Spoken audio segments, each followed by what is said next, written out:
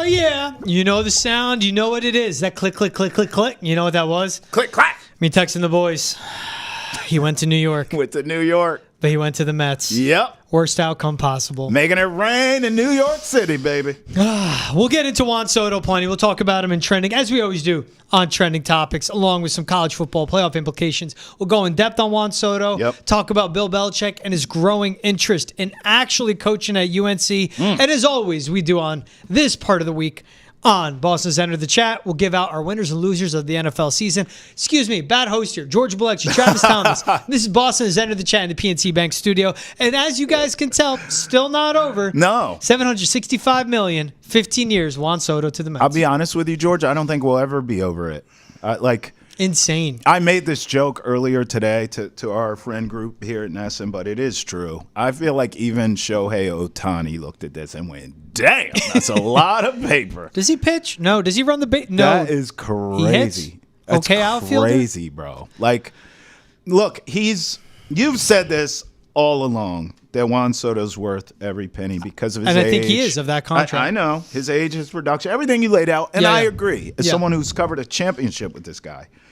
But, man, I don't know if it's am I an old head or what, but I just look at the numbers, and it knocks you out of your chair. 15 years, $765 million. The huge signing bonus.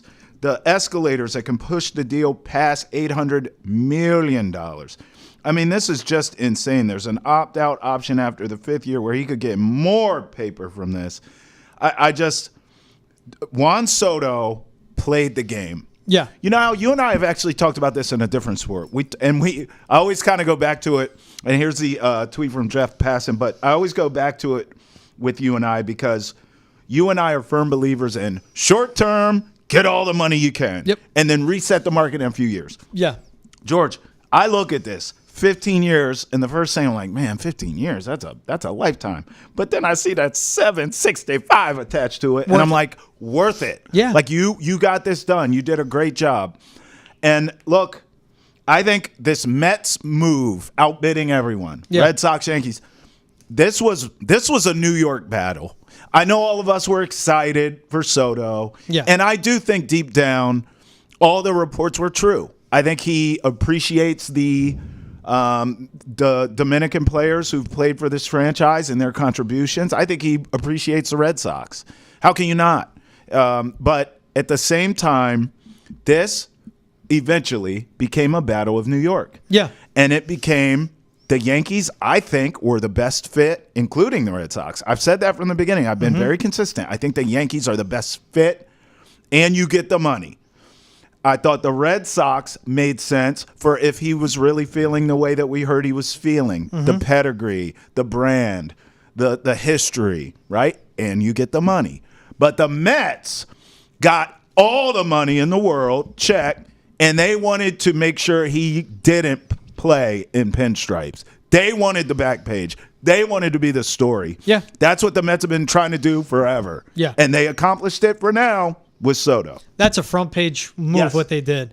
And the sheer numbers of this, 15 years, $765 million, $75 million signing bonus. We just talked about the other day, the Athletics giving Severino $67 million total value, the largest contract in that franchise's history. Yes. And what he can make in the first 5 years between signing bonus and AAV, $305 million. Sidney Crosby, Alexander Ovechkin on the ice earnings in their career combined, they've made over their career just over $310 million. He's going to get that $305 million in the first 5 years. And he got ahead of the market. 26 years old, best hitter in baseball. To be only a designated hitter and get this contract, because we saw Shohei get $700 million. We go, all right, Soto will get $450, maybe $5. Remember, he turned down that massive contract from the Nationals. And everyone's like, what are you doing? That's $440 million. Right. Bet on himself. He bet on himself. We were like, all right, $556. $765. We'll get more into it later on in the show as well, but the opt-out after 2029. Just absurd. Juan Soto played the game. He won it. And he won it. He won it. Absolutely won it. And the Mets won it too. And by the way, Mets will still lose. No. I mean, can we? No. Oh, you're believing. They're not done, as of the recording of this podcast. They've signed Juan Soto. They have Viantes. They have Francisco Lindor. Okay. They can bring back Nemo. Well, they have him. They could bring back Alonso. All right. They were 2 games from the World Series. Second year with their manager now. Okay. Front office have revamped their farm system where they could trade guys. They are not done. Okay. They All are right. not going to still lose. You have an owner doing what the Yankees always did. Yes. And just because it says Mets, don't shoo it off. They've Yes. replaced the Yankees as the number 1 team in baseball. In Wow. That's what they did with this. Man. All right, let's talk some college football playoff. Carson Beck with his UCL injury. Yeah. We've seen reports out there. The feeling and talking with multiple sources in and around the Georgia Bulldog football program is Carson Beck has UCL elbow injury and will miss the Sugar Bowl. Yes. Still waiting for official MRI results from UGA. That means Gunnar Stockton would be the quarterback for Georgia. You ready? Let me hear it. What? What do you mean? You just told me I was tripping with saying that Notre Dame is being slept on in the college football playoff. Now that we know Carson Beck ain't going to play against Notre Dame because, yes, I am taking the Hoosiers out of the equation because Notre Dame is going to whoop up on them. Are you willing now to come over to my side? Georgia gets Notre Dame IU winner in the bracket? That's right. And Notre Dame will win that game. Are you ready now to finally come over and we can play the Notre Dame fight song? Let's not act like Carson Beck was a difference maker for Georgia. Well, That he's a defense starting in that front quarterback, seven. George. He's a starting quarterback. Yes, and you have to be really bad, or you have to be bad where they keep sticking with Carson Beck. Riley Leonard sucks. No, he doesn't. Yes, he does. You're doing this again. You did it with Bo Nix. Riley This guy's going to Leonard- make you eat your words in these Let's playoffs, see. George. You know what I love about this? How mad Florida State fans are. Well, they lost their starting Yeah, you're quarterback. right. We didn't get in. Hey, Florida State, your timing sucked. Wait. You would have got in if it happened this year. Why are they country? Tallahassee's country. They're out there. Look, Jordan Travis got injured. Tay Rodemaker got injured. You were down to Brock effing Glenn, and your offense was absolutely putrid. The offense was a difference maker with a really good defense for Florida State. The difference maker for Georgia is still the defense. By the way, they won the SEC, so they got the automatic bid. So they played the game. Timing is part of it. Your SOL last season. But yes, there is a different ceiling and a different floor with this Georgia offense. Guess what? They got ETN back, who's a difference maker, especially in the second half and overtime of that game. This defense with Michael Williams, this defense with all those studs is still elite. The front seven is why Georgia is where it is. I don't care who's a quarterback for them. Well, this is why that game is going to be great. Hey, Notre Dame, Indiana, Notre Dame, Georgia, under. Yeah, both. This is why the Notre Dame Georgia will be great because everything you said. Neutral site. Neutral site, defense, run game. They both have that. And the difference is the quarterback. Yeah. You don't like Riley Leonard, and that's fine. A lot of people don't. And I barely like him, by the way. But I have seen him play better as the season went on. And I think, obviously, I'm going to take him over Gunnar Stockton. Okay? So that is the X factor. Yeah. Which is why I'm telling you, keep your eye out on Notre Dame and Riley Leonard specifically. Yeah. Because he can sort of play his way into your heart here. Yeah. If he plays well in the playoffs. If he goes out, let's just have an honest convo, you and I. Because you are a tough talent evaluator. If he goes out and looks good against that Georgia Riley defense, Leonard. yes, and makes the plays and Notre Dame wins that game, you're going to put respect on his name. At the buzzer. On the college landscape, yeah.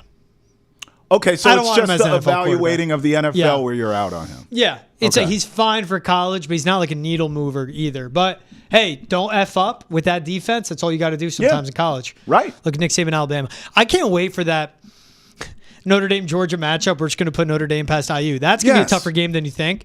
You're going to have a university where their entire roster thinks Sprite is spicy against Georgia straight out of Athens and ATL. Yo, you wrong for that, Tom. It's Notre Dame. Come on. This Sprite is spicy. Do you have anything more mild? Like it's a Sprite. Can you do the Chappelle voice? With sipping Sprite, please? Hit the buzzer, Jay. No. This Sprite is for shizzle. I always wanted to say that. Man, why is Georgia here? We've been eliminated. I'm sorry. We have a lot of fun here on Boston Has Entered the Chat. You know where else a Sprite is spicy? Where? At Robert Kraft Sweep. But you know what Robert Kraft has that is spicy? Third overall pick, man. I see what you did there. That was smooth. Thanks to Mac Jones and the Jaguars. Knocking off the Titans. An absolute, ugly game. Worst game of the year. See that tweet on screen from the Alex Barth, the man. Fucking love that kid. Yeah? Almost slipped up and let out a four-letter word. Alex Barth is a man. But you see the top 3 picks. Vegas, Giants, Patriots. Can we get him on the show? Are you tight with him? I'll talk to Barth. All right, let's get him. All right, I like it. You like him? But top 3 picks. The only issue here, Trav, Vegas, quarterback. Yeah. Giants, quarterback. The one thing I'll give, though, Vegas plays Jacksonville in 2 weeks. Oh. You need Jacksonville to lose that one. They won't because I guess. Hey, Vegas is bad. What is it going to be, Desmond Ritter? It'll be Desmond Ritter. Aiden O'Connell has a bone bruise, so we'll see if he can play in a couple weeks. He sucks anyways. Mac Jones is better than both of them. That's a problem. Yeah. Right? So I think Jacksonville will probably win that game. But I don't understand why you said, can we go back for a second? You said the problem is both of those teams need quarterbacks. What do you mean? What's the problem? Because if you're the Patriots, you want the quarterback-needy teams behind you so you can trade back, get more top 100 picks. I'm serious. We're doing this again. First this year, first next year, an extra second in this year's draft. Trade back, and you get what if it's you need it for a pillar position, whether it's an offensive tackle, whether it's an edge rusher, whether it's he won't make it out of the top 5, maybe top 3. Travis Hunter. Whether it's a Travis Hunter, meaning you would. You have so many holes. Yes. So if you're in the top 5, you would take Travis Hunter. Yes, but the Patriots have so many holes. We got to see what free agencies before the draft. If they pick at 3, Hunter's on the board. You're taking Hunter. Did I sign T. Higgins? Did I get T. Higgins in free agency? If you're at 3, T. Higgins be damned. If you're at 3 and he's on the board, are you taking Travis Hunter? I don't like the hezzy here. No. Lord have mercy. Tate McMillan. If you want a wide receiver, Tate McMillan. If you want a corner, Will Johnson. At 3? Yes. When you have the needs that big. Or you could get Kelvin Banks, left tackle. Will Campbell, left tackle, left guard. I don't want to be disrespectful to offensive linemen because I do actually in my heart of hearts. Weak offensive line draft. It's a weak offensive line draft, but just in general, I'm speaking monolithically about offensive linemen. I think they are the straw that stirs the drink. Like you gotta win in the trenches, right? With that being said, I think good offensive linemen grow on trees. You can go to the local Stop and Shop, get a big guy grabbing groceries, work on his feet and his hands, and get him up to speed. Great anything doesn't grow. That's what the Patriots tried this year. Well, great anything doesn't grow on trees. Travis Hunter is from another planet. If he's there, you got to take him at the buzzer. That's 2 in a row, 2 buzzer beaters. I mean, splash bros. Spasa Sprat. Want to be part of the conversation? Tweet at us using the hashtag NetsonChat or email thechat@netson.com to join the chat. This is Boston has entered the chat. It's available on YouTube, Spotify, Apple, Amazon, wherever else podcasts are found. And if you're watching on the Netson YouTube page, hit the subscribe button as well. All right, let's get into it, man. All right. Now let's really dive into the Juan Soto conversation. Yeah, I mean, we talked Mets and New York. This is the Boston angle. Let's talk it all. I think you got to talk it all. Okay. Juan Soto signed with the Mets. 15 years, $765 million. He can opt out after year 5, right, which would kick in a higher AAV, right, which can, with escalators in his contract, at the end of 15 years, he can be making over $800 million. What did you think when this news broke? I mean, I wasn't shocked it was a Mets. I was shocked at the number. 765. I mean, like, man, it just, honestly, it sort of takes your breath away. Yeah. And look, I think, let's talk big picture too. I don't think anyone's really talking about this. This is great for sports. And I grew up, George, I'm sure this happened to you too, with like your dad or uncles or just guys of a certain age that were older than us. And these contracts would come out. You know, for me, when I was a kid, it was like what Griffey was getting paid or Michael Jordan or whoever, right? And I know my dad and uncles and all his friends, they would just complain and just, oh, this money, these guys are mega, rah, rah, rah. Yep.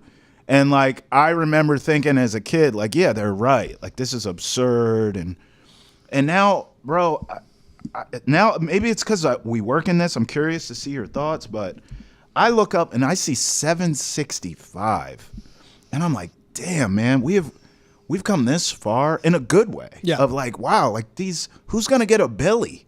Like, I remember there were rumors about Ohtani if he hadn't got hurt for pitching. Yeah. He was gonna demand $1 billion, right? Or close to it. So, I mean, I just think I say it's great for sports and no one really talks, everyone complains about the money. I look at it like this is fantastic. The money's flowing. Yeah. TV rights have never been higher. Yeah. In baseball's particular instance, ratings are going up. Interest is up. This is great for all of us, our sports ecosystem. Yeah. The only thing I wish I had, George, is I wish Scott Boras was my agent. Scotty B, man. Scott Boras is the GOAT. If I ever meet him, I'm like, listen, bro, I know you only deal with athletes. I get it. But do you have a nephew available or a cousin or some damn body? Do you have a son who you're teaching what to do?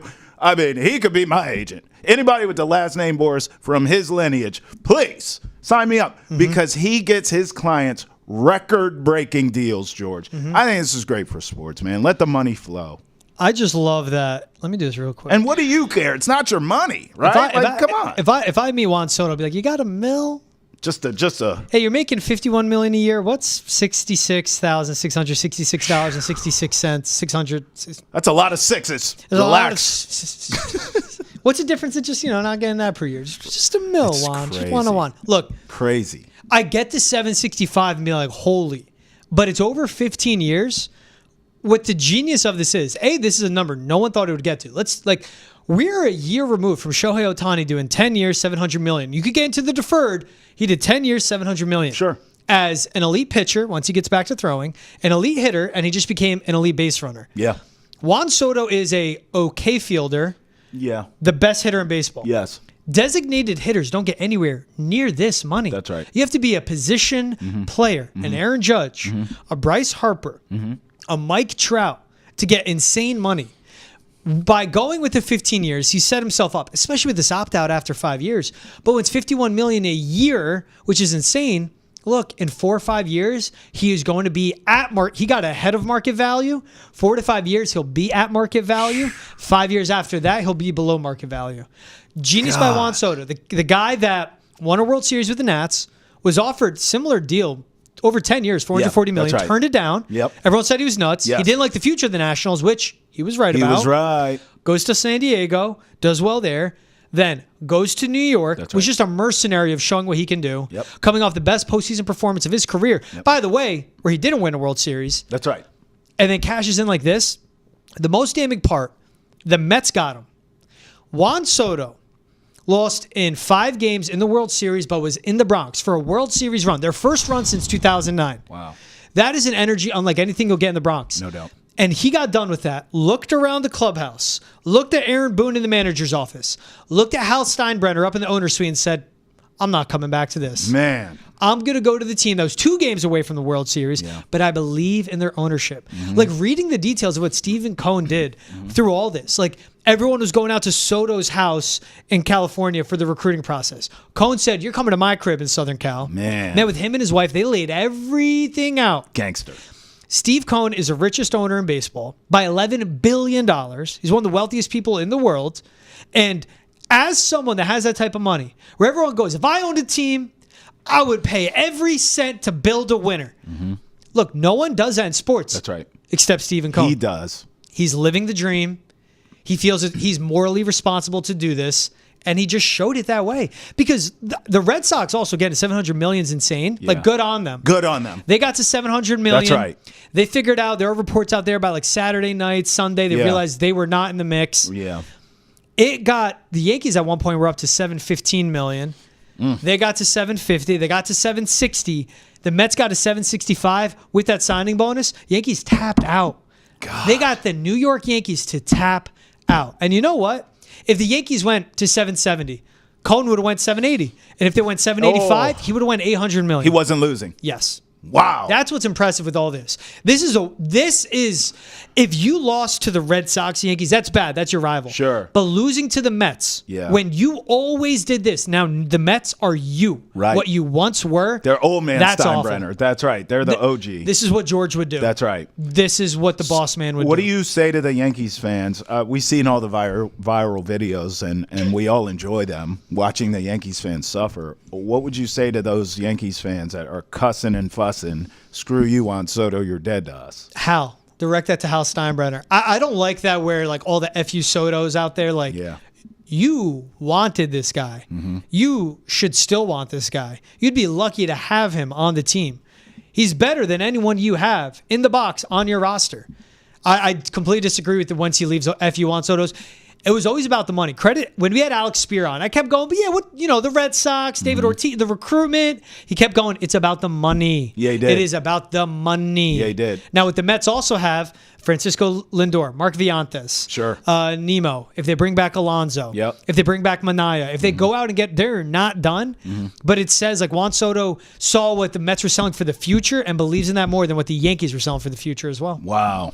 From a Red Sox standpoint, I'm curious to see what's next. Yeah, like you were, and I think you said this so eloquently. Good on them for being they were in the fight, and we all respect that. There's been a lot of complaints around here the past couple years of them not spending enough and them being frugal and things of this nature. Good on you for getting up to $700 million, but also, I'll be honest, good on you for tapping out. Like, I'm cool with the fact that the Red Sox were willing to go to a reasonable, crazy high number with this guy. And then at some point, they looked around, and the Yankees and Mets are duking it out for this guy. And they say, you know what? We're out. I respect that part of it, too. And I just wondered now, how do you pivot? Because what you can't do, in my opinion, you can't offer $700 and be willing. And then you tap out. I don't think there's a Red Sox fan right now who says, why'd you do that? You should have outbid the Mets. No, I think most of us level-headed are like, we get it, right? Okay, so if you were willing to go there, you got to get me two arms. I don't think Max Fried is enough. I think if you're telling me Burns and Fried, or you got to get a couple arms in here. Yeah. And obviously a bat. It's a pretty good damn offseason. Yeah. So I just want to see how they sort of pivot now that they're out of the Juan Soto sweepstakes, but I appreciated how they showed up to the Juan Soto sweepstakes, if that makes sense. Yeah, and I don't know if they necessarily tapped out because there was a report from The Athletic. This is from Ken Rosenthal, I believe. Soto came away impressed with Boston's accumulation of young talent, but by Saturday, the Red Sox began to sense their chances fading. Team officials met that day via video conference with Scott Boras, who appeared to be in a hotel room, but they did not discuss Soto. That left a team source to predict, quote, I don't believe it'll be us. Again, that's all reported. And then when they were out to dinner Sunday night, they had a feeling, again, Scott Boras sitting a few tables over, that they were out of it. Where it seems like, again, Soto narrowed it down. Yeah. Either staying in the Bronx or just moving down the road to Flushing, Queens. So is that like the girl flirting with you and you're just you're over there looking and you're like, I don't have a chance here. Yeah. And it's Stephen Cohen. Again, look, all the owners in Major League Baseball are wealthy. $22 billion. He has almost $22 billion to his net worth. How did he make his money? Hedge funds, stuff beyond me. Boring stuff. Yeah. Huh. Some of the most boring, like, mundane things. Hey, was a minority owner of the Sox, like 8% stake in like 2012, and then 2020 rolled around. He goes, give it to me. I'm taking it. Buying it all. And he runs it, man.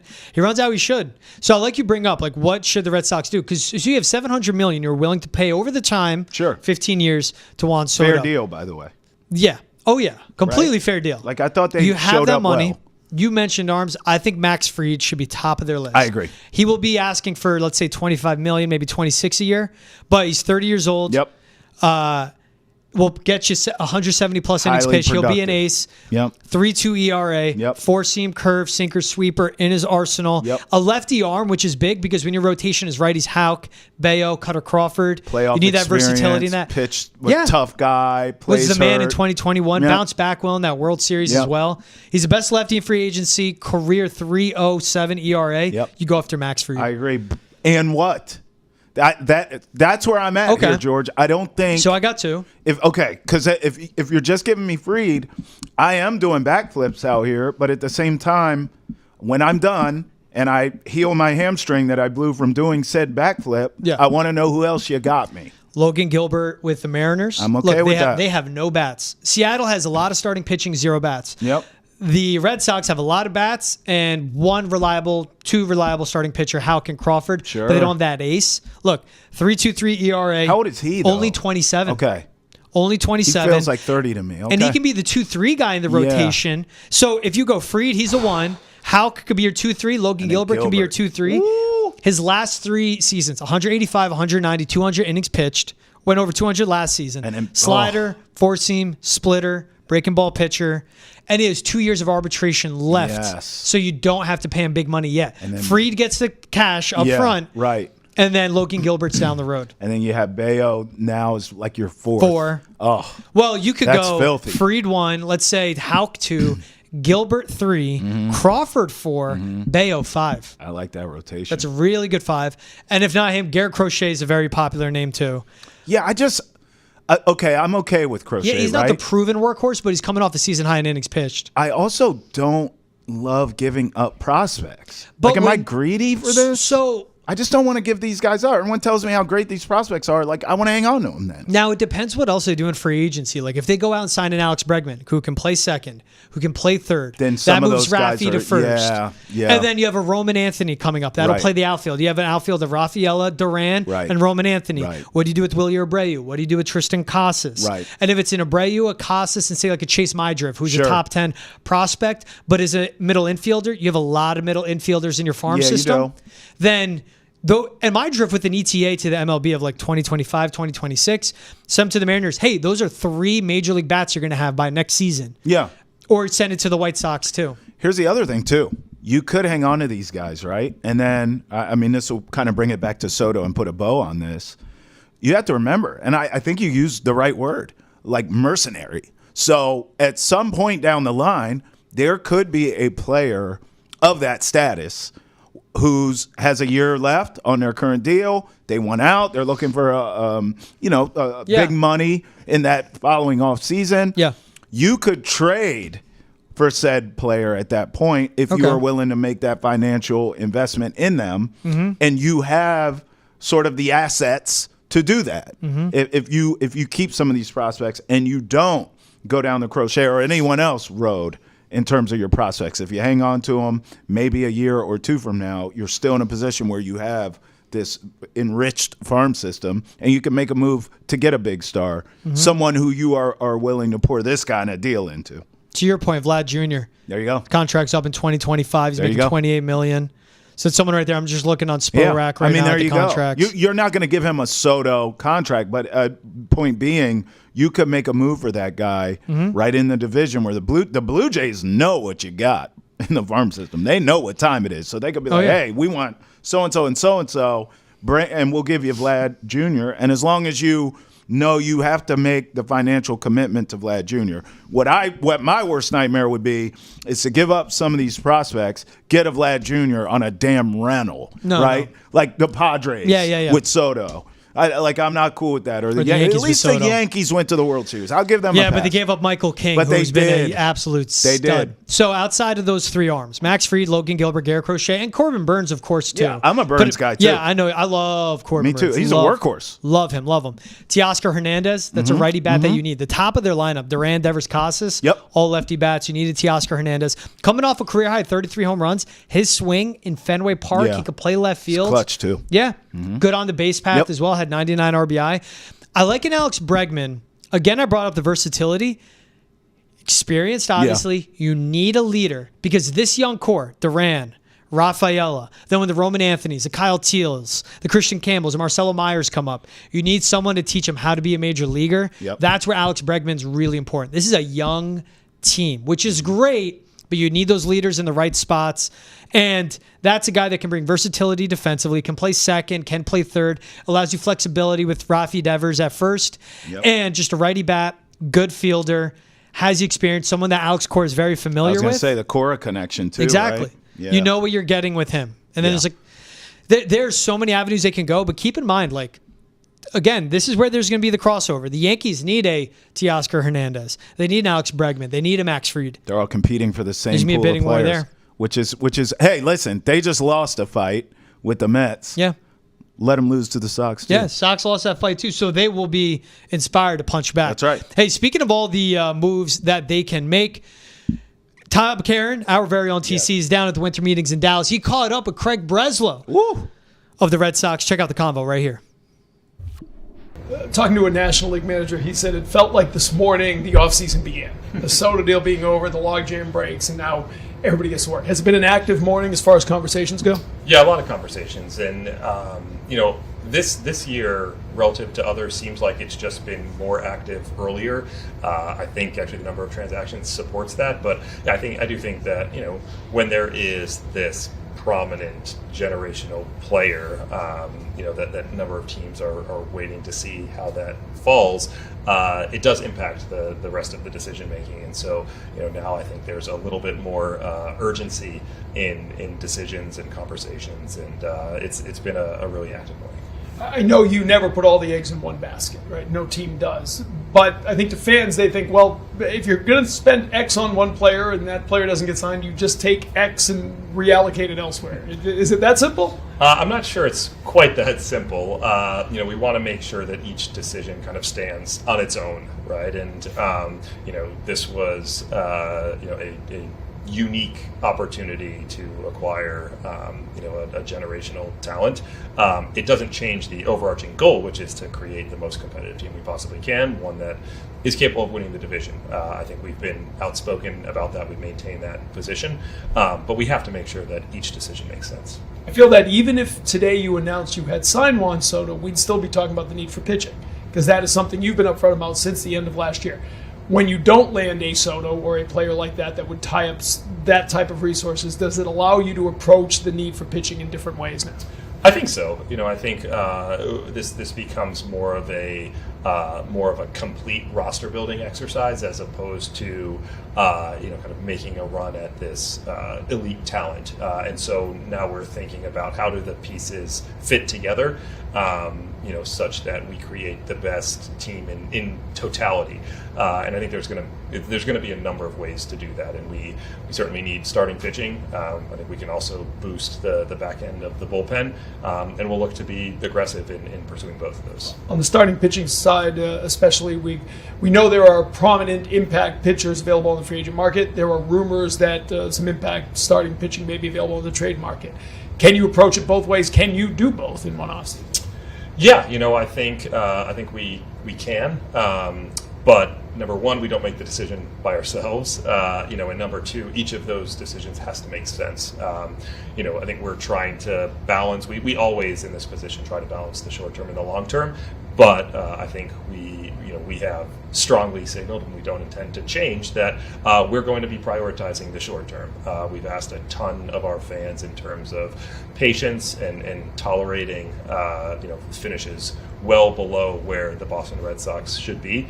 And so it's time to deliver, and that may mean taking a bite out of the future in order to prioritize wins in the short term. How different is that from a year ago? That the young players have matriculated another year. Now you're talking about kind of finishing pieces to an extent. Yeah, I think this is where, from kind of an organizational building perspective, you want to be. You want to look at your team and say, we've got young, controllable talent in the big leagues. We've got a really exciting wave behind them, and now we're thinking about what are the deficiencies that we need to go out and acquire in order to complement this group. I'll ask you finally, I know you don't need to win the winter meetings. You don't need to come away Wednesday night with the best 3 days in baseball. But do you expect things to happen relatively quickly now that the Soto deal is done? My assumption is that things will start to pick up. Just the feeling we get around the industry is a number of teams have been waiting for this decision to come down. But again, we can be aggressive. We can, make outbound phone calls. We can reach out. But until players and teams are ready to transact, we're kind of needing to be patient. The Red Sox offseason is heating up and the rumors are starting to swirl. We know you have a lot of questions about the Sox future. We asked the players, coaches, executives, and alumni those same questions on NESN's Baseball Podcast, 310 to left. You can find it on YouTube, Spotify, Apple, Amazon, wherever else you get your podcasts. And if you're watching on NESN's YouTube page, hit the subscribe button as well. One more thing I want to leave with before we move on. Yep. The Mets haven't won a World Series since 1986. The Yankees have won 5 World Series since 1996. Gosh. They're coming off a World Series appearance. Yeah. Juan Soto chose the Mets. And as Jeff Passan reported, he looked at the Yankees' future, looked at the Mets' future, and he thinks the Mets have a brighter future. Wow. I mean, listen. It's good for baseball he chose the Mets. I think it's good for sports, period, Yes. that there's this kind of bread being thrown around. But by the way, he could be wrong about the Mets' future, but he has 765 million reasons to not care. to not give a damn, George. One more way this twists the knife in the Yankees' ribs. Carlos Mendoza, the Yeah. Mets manager, he came up through the Yankees coaching farm system, you can say. Started in their minor leagues in 2009, was a bench coach with the Yankees, and he was hired away by the Mets. Wow. Yeah. Rocky first year. Rocky starts to this season, and the Yeah. Mets, again, 2 games away from a World Series. All right, talking about, honestly, I don't even know how to segue this one. So Bill Belichick, No. serious about coaching at UNC. Is he? He sounds like it, man. He's doing the politicking. That's what I think this He's doing the is. politicking of making it sound like he's serious. So we saw Adam Schefter. He was on the Pat McAfee show, and he reported that Bill Belichick talks with North Carolina are real, and he met with them for 5 hours. Wow. He wants to coach, and he's definitely considering the job. Then Belichick on the Pat McAfee show later, same day, said, I think there are a lot of college football programs that are being structured similar to NFL programs. Yep. I think it's closer to the NFL than it has ever been before. That's him talking about structure of program, structure of roster, obviously NIL. Yeah. And the way he talked about it, I mean, I listened to it. He was on Pat McAfee's show for like almost 18 minutes. Wow. He's basically saying, look, you can hire someone to be a GM, Yeah. to run the recruiting, That's to structure. run the NIL. I don't have to recruit. I just coach, which isn't the worst thing because the reason, like once you get to the NFL, you love it. NFL is a lot of hours, a lot of watching film, a lot of game prep, but it's not a lot of hours on the road recruiting, sitting on couches in living rooms and pitching to a 17, 18-year-old, making them promises where they want the world. I think that's a big factor of it too. You're just in UNC and you're concentrating on coaching, not recruiting. You say that, but listen, you still have to coach the kids. And I'm not convinced that Bill's temperament works with today's college athletes. Yeah, I mean, look. which I understand. Like these kids now, I know old fuddy-duddy yells at clouds, but it's not even that. It is the truth. When Shaq hits the fan now, these kids transfer out. That's it. Bill Belichick, the first time he's mean or he yells at someone or he tells someone, you know, the real truth about their game and about themselves, they are leaving. I don't believe this for a second. I do believe he wants to coach. I do agree with him that the structure now of college football is very similar to the NFL. Why I don't believe this is, A, it's UNC, with all due respect. I mean, my mother, rest her soul, was a Tar Heel fan. I grew up watching UNC basketball and football in my house. I respect them. However, that's a basketball school, and it always will be. I don't give a damn if Belichick goes there. It's still a basketball school, okay?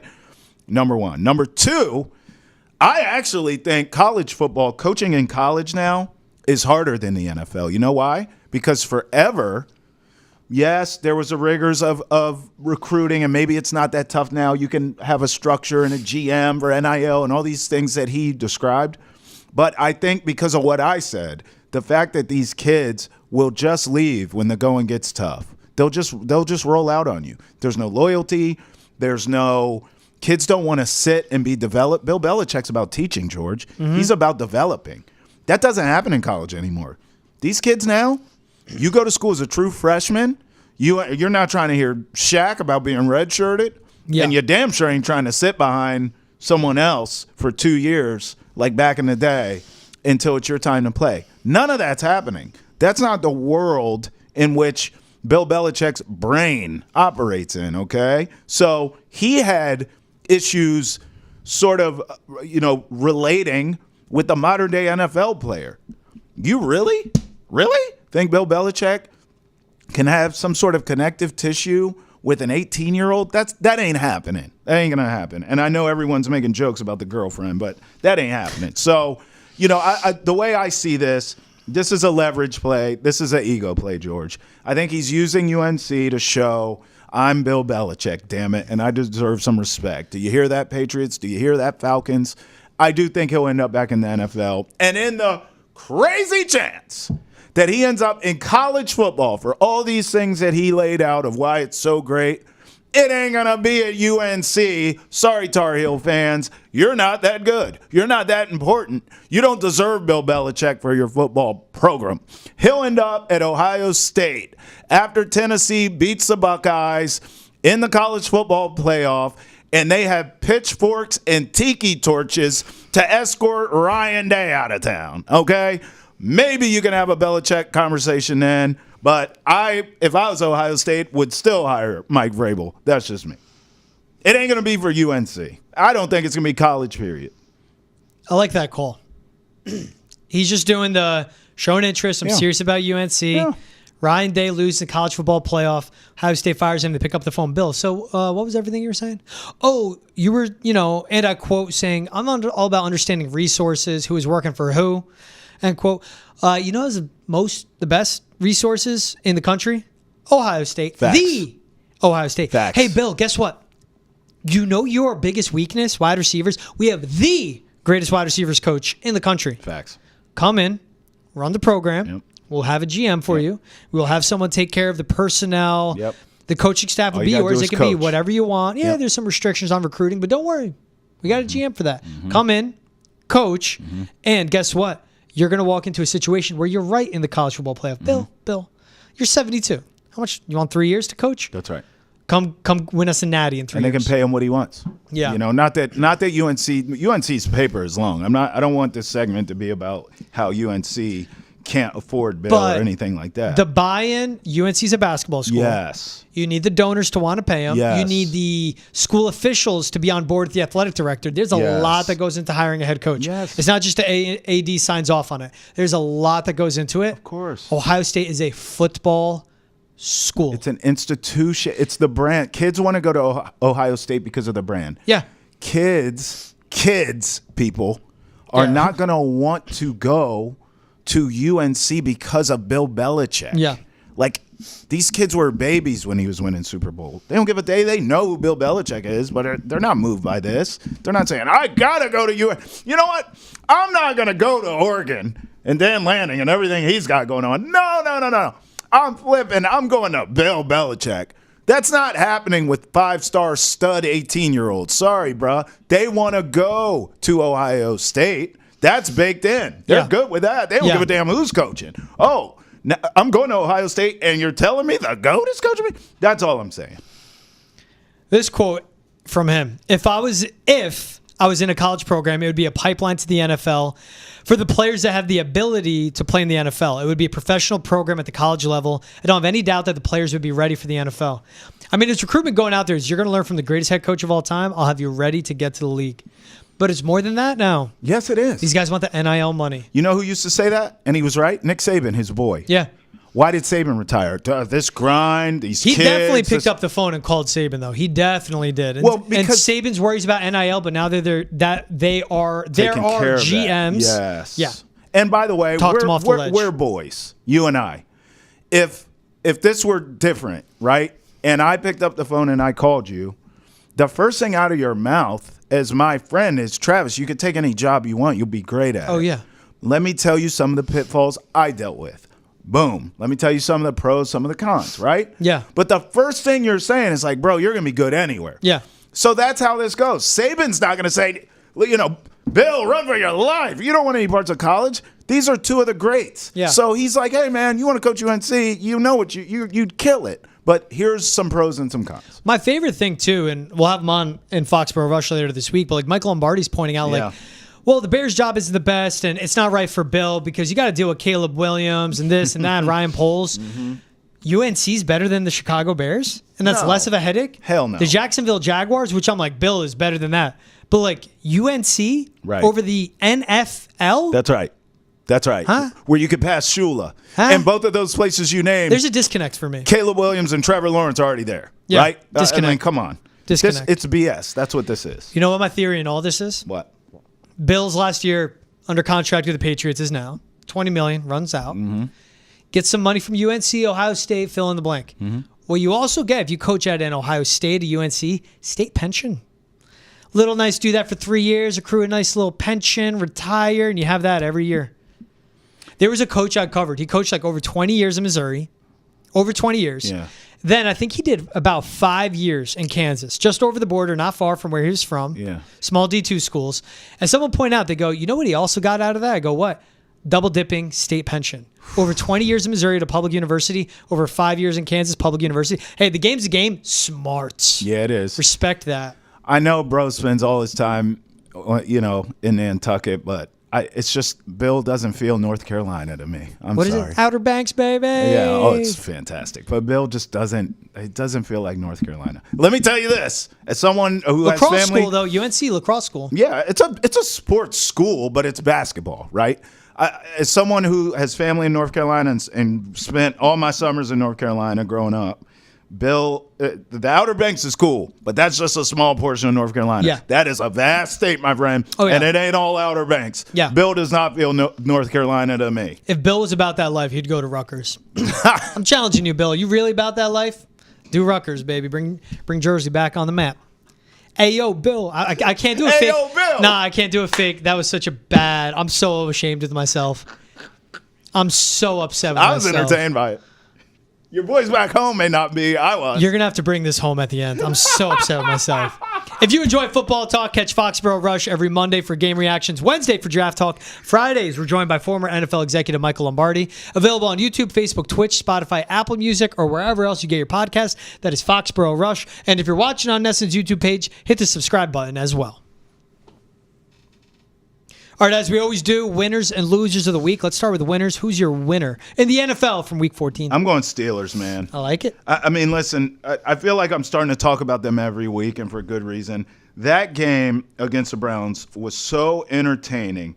But what I'm noticing now about this team is it seems like when they have to score a ton of points, they're able to do it. Russell Wilson's playing that style of football that we saw in Seattle, George. We know their defense is good. Mm-hmm. We know Najee Harris is having a great year. They're running the ball effectively. We know George Pickens, there's some maturity issues, but he can ball. Their receivers make plays. The question always was the quarterback. Tomlin's a great coach. Check. They check every box, George. Can Russell Wilson get back to the old Russell Wilson we saw in Seattle? He is. They are dangerous. They can beat you any way. That physical way I just talked about, or now Russ can cook and put you on his back and get it done. My winner's Saquon, man. Oh, He just set the single-season rushing record for the Philadelphia Eagles.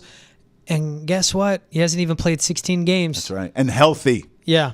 Huh? He's having the best year of his career. Yep. And he even set a career high in rushing yards 12 games into the season. That was last week. Crazy. He's 2 touchdowns away from a career high. He's in the MVP conversation. I wish he did that 1-year prove-it deal. Because he would go to the Eagles. Win or lose, he'd go back to them and be like, what are you going to pay me? Yeah. What are you? He could go to San Francisco. Right. What are you going to pay me? Oh. Saquon in a Niners jersey, the drip. Oh. Stupid. Bro. But he's so good, man. And think of like the Eagles, like LaShawn McCoy, Deuce Staley, Brian Westbrook, Ricky Waters. Like those legends that have come through that franchise. You're right. Good on him. He's definitely a winner. Who's your loser? Falcons. I mean, look, they've just been falling off a cliff here. They've lost 4 straight. Yeah. The Vikings beat the hell out of them. Kirk is Cousins dead. is throwing picks all over the place. I'm going to be honest with you. I'm looking at their schedule now as we speak. I mean, Monday night they go to Vegas. What a dreck game that is. They should beat them. I think you should start Michael Penix. You Yeah. go to Vegas, that's a winnable game. Then you're home against the Giants, winnable game. Yeah. You go to Washington, which is not really a road game. That'll be a home game for the Falcons in that stadium. You can win that. And then you end the season at home against Carolina. I would go to Michael Penix.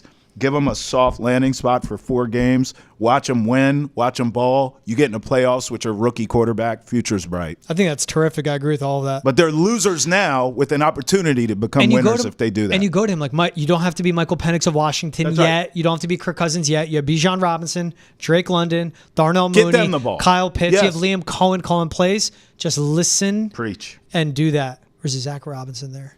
Doesn't matter. It's Zach Robinson. All the weapons you said. Yeah. I mean, just get them the ball. Sean McVay coaching. Don't turn it over. My loser are the Jaguars. I mean, you had the number 1 overall pick, and then Mac Jones led you to a win. You're not picking 5th.